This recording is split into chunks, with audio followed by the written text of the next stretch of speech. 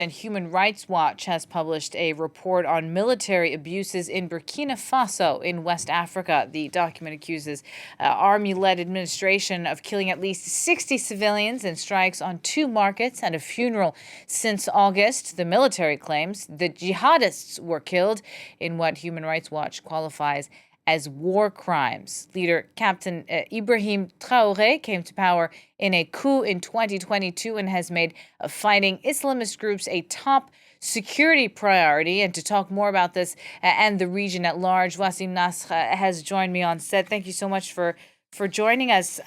You're here to talk about the security situation in the region, which, apart from what's happening in Burkina Faso, may be even worse in Mali. True, it's even worse in Mali. We're gonna get to see it on a map and get clear. We are only gonna show you actually the attacks that happened the last month, since the 25th of December till the 25th of January now. And here you go.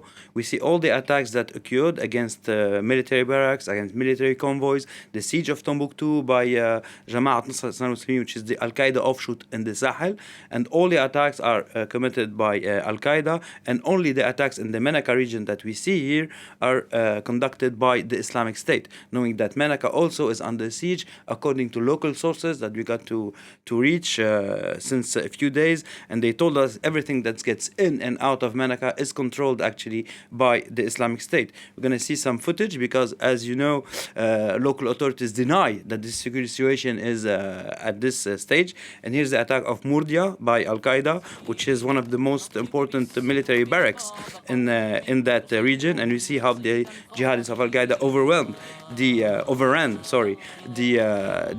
facility. And here we see the Malian military fleeing actually the area. And we're going to see also the rockets that were launched against Menaka by the Islamic State. This is how the Islamic State launched its campaign during a week in support of Gaza, as they say, because all their attacks worldwide were labeled as in support of Gaza. And those rockets attacks against Menaka happened just after attacks that were conducted against local faction, the army, and Wagner operatives. They've been intensifying these. Exactly. And we see, for example, that the Malian army is responding by hitting using drones, Turkish-made drones, but they're also hitting civilians, as you were saying, in Burkina Faso. So we're going to see a footage where some herders were attacked by drone in the area of Tadait. Those actually are hostages by Al-Qaeda, Mali military taken hostage by Al-Qaeda. They still have so many, even though they are liberating Western hostages. They only still have 3 Italians there, so they are finishing this dossier, as we can say, but still holding on Malian military. Here are the drone attack on herders that occurred on the 30th of December in Tadait, and you see cattle being killed. So, of course, Wagner and the Malian army are also conducting human rights abuses. Many civilians are being killed, especially around the gold mines. Some were beheaded, their hands were cut, and we have footage of this. Of course, we're not gonna show it. Now, we'll be speaking later to Ilaria Aligrozzi from the Human Rights Watch later on in the program on that report that I spoke to about just a minute ago on Burkina Faso. But take us through what's happening there in Burkina Faso and also in neighboring Niger. This is really like, what difference is it between the region and the different countries, or is this all the same fight that's taking place? Each country has a hub, but the dominant groups there is Al-Qaeda. And Al-Qaeda in Niger, Burkina Faso, and Mali, they work together. The Islamic State, too, is working on the 3-border region, but on a geographically less extended area. We're going to see on this map the latest attacks in Burkina Faso. Of course, not putting all the attacks.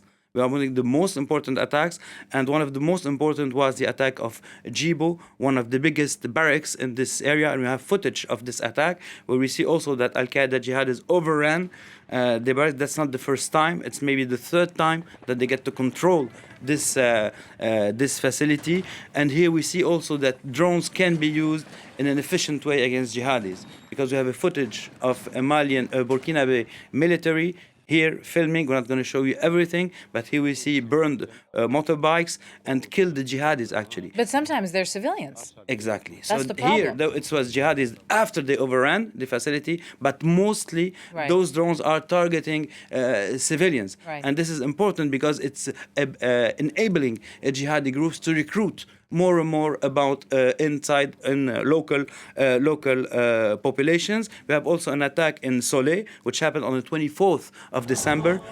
Also a very important military facility of the Burkina army. Here also we see that it was overrun by the jihadists, and it's important to have this footage because we have to know that local authorities are in denial regarding their own populations. They issue victorious communiques, while on the ground the things are getting worse, worse, and worse. In Niger, for example, three attacks happened in the Tilaberi area, and the latest attack that occurred on the 12th of January, a few days ago, was less than 15 kilometers from the capital in Niamey.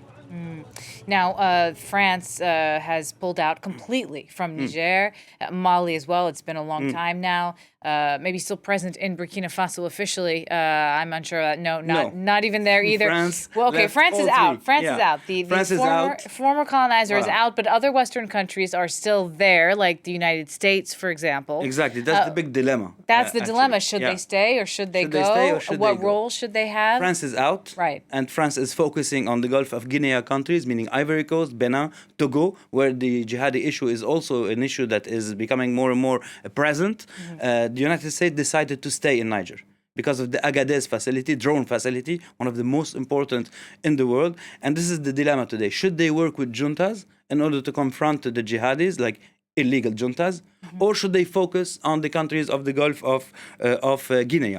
And we see here the head of Jnim, the head of Al-Qaeda in the Sahel region. This is his first video appearance since 2017. It happened a few weeks ago. And we see that he is shifting focus from Western countries toward Russia and Wagner operatives. So things are really moving in the area. Al-Qaeda is getting stronger politically, and the Islamic State is getting stronger militarily. But they are fighting each other. And this is reshaping actually all the security and the political situation in the Sahel and even in the Gulf of Guinea countries, as we see. And just a quick note, this is all in order to create a caliphate. This is the goal. Well, Al-Qaeda wants its own system. They are more political.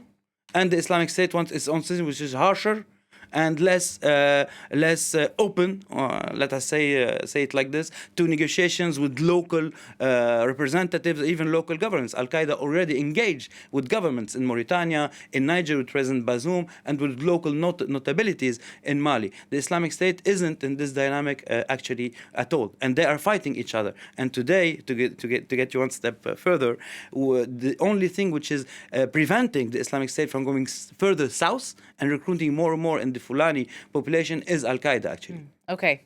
All and right. not the local military forces. A very complex situation. Thank you so much for helping us understand better what's going on in West Africa. Thank you, Wassim Nasr, with that analysis.